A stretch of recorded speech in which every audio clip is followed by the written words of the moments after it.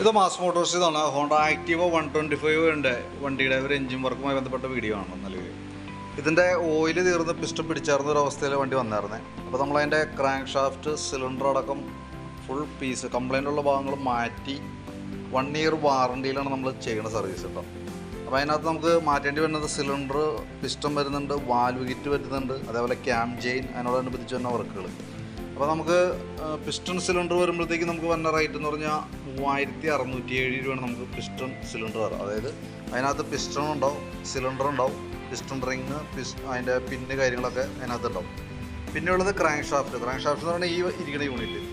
നിലവിൽ അതിന് വരുന്ന എമൗണ്ട് എന്ന് പറഞ്ഞു കഴിഞ്ഞാൽ നമുക്ക് 3688 രൂപയാണ് നമുക്ക് കോസ്റ്റ് വരാം. അതായത് ഇതാണ് ശരിക്കും അതിൻ്റെ പഴയ ക്രാങ്ക് ഷാഫ്റ്റ്, അത് ഫുള്ള് ഡാമേജ് ആയിരുന്നു.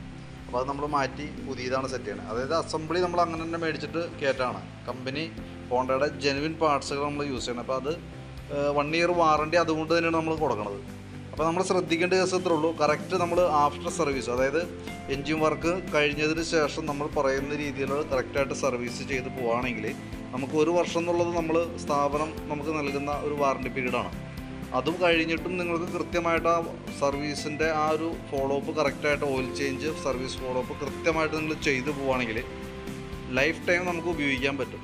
ഹോണ്ട മോഡൽ വണ്ടികൾക്ക് നമ്മുടെ ശ്രദ്ധ കുറവുകൊണ്ടാണ് കംപ്ലയിൻറ്റ് വരുള്ളൂ. അല്ലാണ്ട് കംപ്ലയിൻറ്റ്സ് വരാനായിട്ടുള്ള സാധ്യത 90% കുറവാണ്. വെറും 10% നമുക്ക് അങ്ങനെ ഒരു ചാൻസ് വരുന്നുള്ളൂ. അതിനകത്ത് നമ്മൾ ഓയിൽ ചേഞ്ച് വിട്ടുപോവുക, അങ്ങനത്തെ സർവീസ് മുടങ്ങി പോവുക, അങ്ങനെയൊക്കെ വരുമ്പോഴാണ് കംപ്ലയിൻറ്റ്സുകൾ കൂടുതൽ വരാം. താരതമ്യേന ഇപ്പോൾ ബെയറിങ്ങിൻ്റെ കംപ്ലയിൻറ്റ് കൊണ്ടോ മാനുഫാക്ചർ കംപ്ലയിൻറ്റ് കൊണ്ടോ സിലിണ്ടർ പിസ്റ്റൻ്റെ മാനുഫാക്ചർ കംപ്ലയിൻറ്റ് കൊണ്ടോ അങ്ങനെ വരുന്ന കംപ്ലയിൻറ്റ് വളരെ കുറവാണ്. കാരണം അത്രയ്ക്കും ബിൽഡ് ക്വാളിറ്റി ഉള്ള പാർട്സുകളാണ് ഓൾറെഡി ഹോണ്ടയ്ക്ക് ഉള്ളത്. അപ്പോൾ അതുകൊണ്ട് തന്നെ കൃത്യമായിട്ട് നമ്മൾ അതിൻ്റെ ആഫ്റ്റർ സർവീസ് നമ്മൾ പറയുന്ന രീതിയിൽ കറക്റ്റായിട്ട് ചെയ്തു പോവുകയാണെങ്കിൽ നമുക്ക് 1 ഇയർ വാറണ്ടി നമ്മൾ തന്നെ ഉണ്ട്. ഓൾറെഡി ഹോണ്ട കമ്പനി തന്നതല്ല, മാസ് മോട്ടോഴ്സിൻ്റെ റിസ്കിൽ നമ്മൾ ചെയ്തു തരുന്നതാണ് കേട്ടോ. അതിനകത്ത് നമുക്ക് വാറണ്ടി പരിധിയിൽ വരാത്ത, ഇപ്പോൾ നമ്മൾ അതിൻ്റെ ബില്ല് സൂക്ഷിച്ചാൽ നിങ്ങൾക്ക് കൃത്യമായിട്ട് അറിയാം.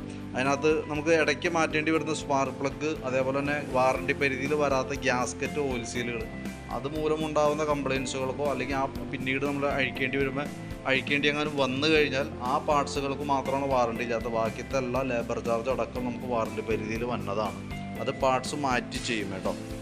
അപ്പോൾ ഞങ്ങൾ കൃത്യമായിട്ട് അതിൻ്റെ അനുസരിച്ച് സർവീസ് വർക്ക് ചെയ്യുന്നുണ്ട്.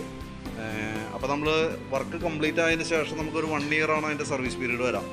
കാലാവധി വരുന്നത് വാറണ്ടി പീരീഡിലുള്ള സർവീസ് വരുന്നത് 3 സർവീസാണ് ജനറലായിട്ട് വന്ന സർവീസുകൾ. അതിനിടയിൽ ഫസ്റ്റ് നമ്മൾ ആദ്യത്തെ 1 മാസത്തിനുള്ളിൽ ഓയിൽ മാറ്റി ഫിൽറ്റർ ക്ലീൻ ചെയ്യണം. അത് നമ്മൾ പുതിയ വണ്ടി എടുക്കുമ്പോൾ ആദ്യത്തെ 1 മാസം കഴിയുമ്പോൾ ഓൾറെഡി കമ്പനി ഫസ്റ്റ് സർവീസ് ചെയ്യാൻ പറയും. അതേ രീതി തന്നെ നമ്മൾ ഫോളോ ചെയ്യണം. കാരണം ആദ്യത്തെ 1 മാസത്തിനുള്ളിൽ കൃത്യമായിട്ട് കയറ്റിയിട്ട് ഓയിൽ വിത്ത് ഓയിൽ ഫിൽറ്റർ ക്ലീനിങ് കറക്റ്റായിട്ട് ചെയ്തു പോകാം.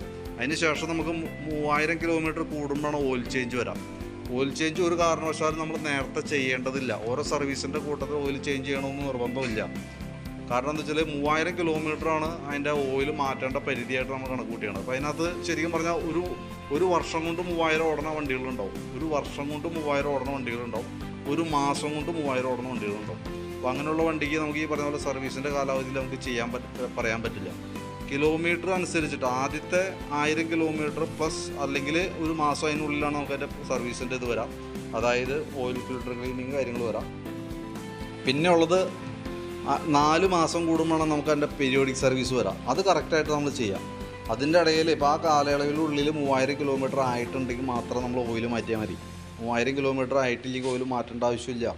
ഈ 1 കൊല്ലം ഇപ്പോൾ ആദ്യത്തെ ഒരു ഫിൽറ്റർ ക്ലീനിങ് കഴിഞ്ഞതിന് ശേഷം 1 കൊല്ലം ആയിട്ടാണ് 3000 കിലോമീറ്റർ ആവണമെങ്കിൽ അപ്പോൾ ഓയിൽ മാറ്റിയാൽ മതി. പക്ഷേ പീരിയോഡിക് സർവീസ് കറക്റ്റായിട്ട് ഉണ്ടെങ്കിലാണ് നമുക്ക് അതിൻ്റെ സർവീസ് ഹിസ്റ്ററി കിട്ടുള്ളൂ. എന്തെങ്കിലും കാരണവശാൽ ബൈ ചാൻസ് നമ്മുടെ കഷ്ടകാലം കൊണ്ട് എന്തെങ്കിലും കാരണവശാൽ ഒരു വാറണ്ടി ക്ലെയിം ചെയ്യേണ്ടതായിട്ട് വന്നാൽ നമുക്കത് പാസ്സാക്കാൻ പറ്റുള്ളൂ. അപ്പോൾ അത് കൃത്യമായിട്ട് ശ്രദ്ധിച്ചോണം. നമ്മൾ പറയുന്ന രീതിയിലുള്ള ആ മാനദണ്ഡം കറക്റ്റായിട്ട് പാലിച്ചാൽ മാത്രമാണ് വാറണ്ടി കിട്ടുള്ളൂ. അപ്പോൾ ബാക്കിത്തെ വർക്ക് നമ്മളിപ്പോൾ ചെയ്തുകൊണ്ടിരിക്കുകയാണ്. കംപ്ലീറ്റ് ആവുന്നതിനനുസരിച്ച് വിളിക്കാം. ഓക്കെ.